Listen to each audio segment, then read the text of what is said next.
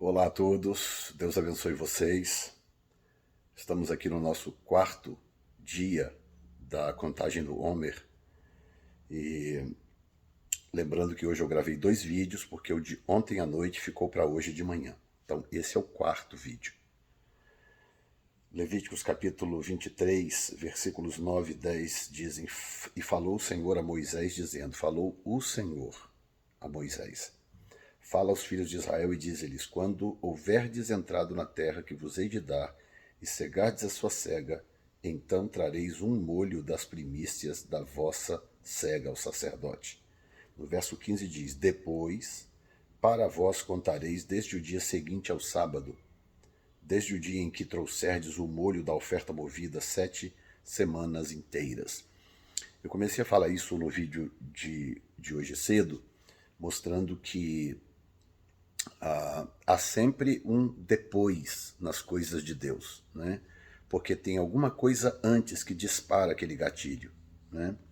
Em Joel capítulo 2, versículo 28 diz que e depois derramarei do meu espírito sobre toda a carne. Então muita gente prega sobre esse texto, mas ninguém explica que depois é esse. E depois derramarei do meu espírito. Depois de quê? Depois de algum acontecimento, depois de alguma data, depois de quê, né? Então, para isso, é necessário ler Joel do primeiro versículo até 2:27, para a gente entender que depois é esse que Joel diz no capítulo 2, versículo 28. Significa que as coisas no reino de Deus, elas não estão desconectadas, elas não são avulsas. Eu preciso de uma cura, então é algo avulso que vai acontecer do nada. Não, está conectado a alguma outra coisa.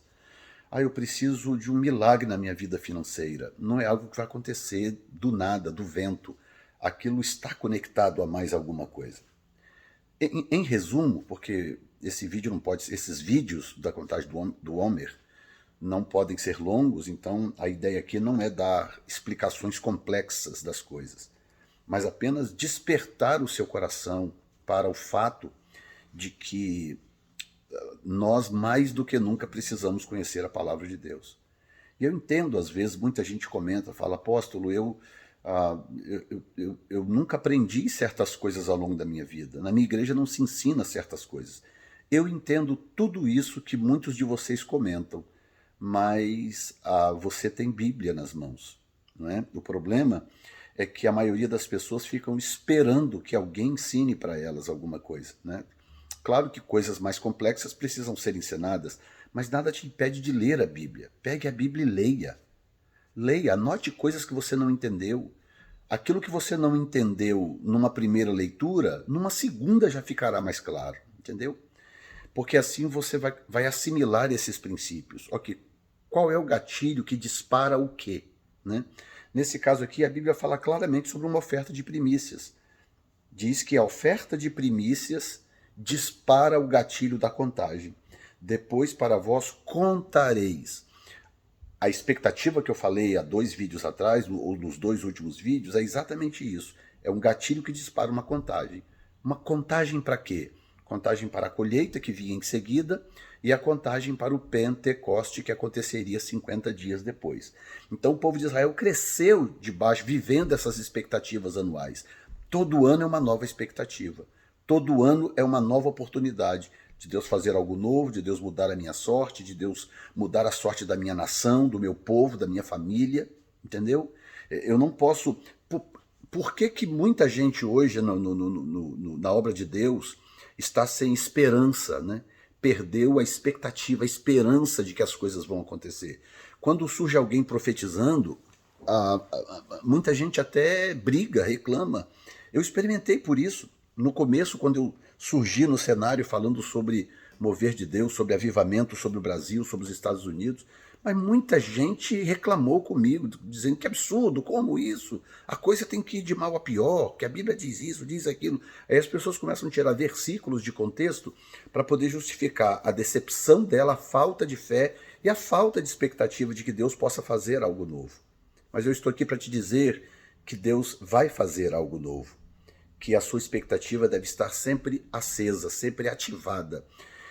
Para isso, você precisa se voltar para a palavra de Deus. Não espere que alguém abra para você e leia. Abra a sua Bíblia e leia.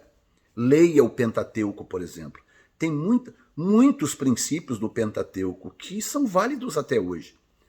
O que foi cumprido por Jesus e que a igreja não precisa cumprir são leis cerimoniais, leis nacionais para a nação de Israel. Coisas assim, as leis morais e as leis espirituais, todas permanecem. Não matarás no Velho Testamento, não matarás no Novo. Não adulterarás lá, não adulterarás aqui. Não cobiçarás a mulher do teu próximo lá, também não cobiçarás aqui. Porque são leis morais e leis espirituais. Essas leis não caducam. Elas são intrínsecas da natureza e da raça humana. Então, vale a pena estudar a palavra por si mesmo, ler a palavra por si mesmo e começar a se alimentar do tutano da vida de Deus que flui pela palavra. Tá bom? Que Deus te abençoe, portanto, nesse quarto dia. Bendito és tu, Senhor nosso Deus, Rei do Universo, que nos tem santificado com os teus mandamentos e nos ordenado que concernente à contagem do Homer. Portanto, hoje é o quarto dia do Homer. Deus abençoe você e até amanhã, em nome de Jesus.